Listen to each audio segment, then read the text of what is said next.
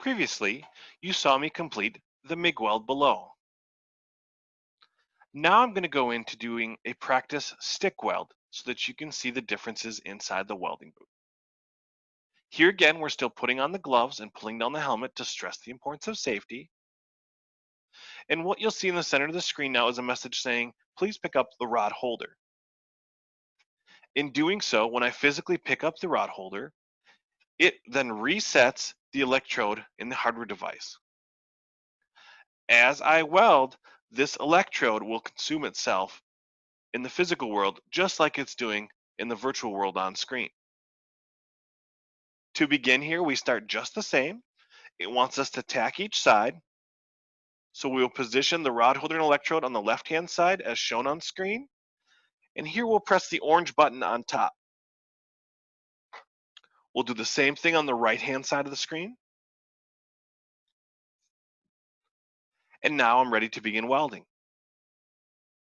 You will see in the upper right and left-hand corners, we still have the same two dexterity guides for work angle and travel angle. The center of the screen, we have the green plus for our speed. We have the two dotted lines for overall straightness. But one difference in terminology here is on the end of the electrode, we now have arc length as indicated, rather than nozzle to plate that we see in MIG. To begin welding, it wants us to perform a pull method. So we'll come in, we'll position ourselves right on that weld joint. And you'll see, just like in the real world, you can still get the electrode stuck here to begin. To undo that, we're going to click continue, and we'll try again.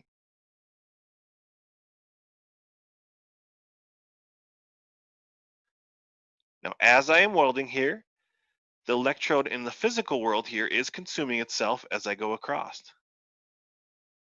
You also saw for a moment there a golden gun, as we still have that affirmation of being on point with all of our dexterity guides. And as I finish the weld here, there is one thing that I'd like to point out in the center bottom of the screen. On some welds, you may consume your entire electrode and not be finished.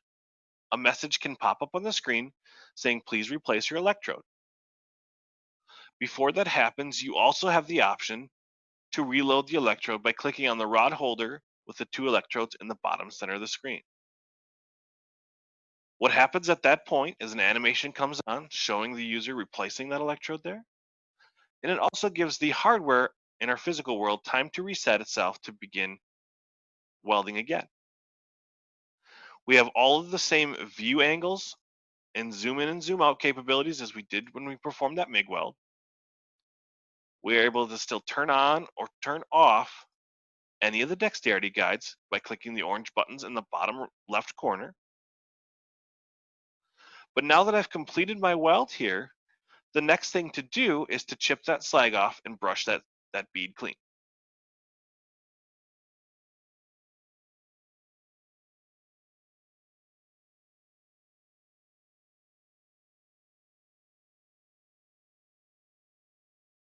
Once we complete cleaning the weld here, it's time to have it inspected or graded. So in the bottom right corner, we're going to click on that save button. And here again, it brings up the same grade report that you would see for any other MIG weld that you've completed as well. Please note the terminology difference. We have arc length listed here. So again, we're grading the student on work angle, travel angle, arc length, speed, and overall straightness. The grading remains the same. We take those 5 scores, average them out to give the student's overall score. So now you've seen how to complete a MIG weld and how to complete a stick weld.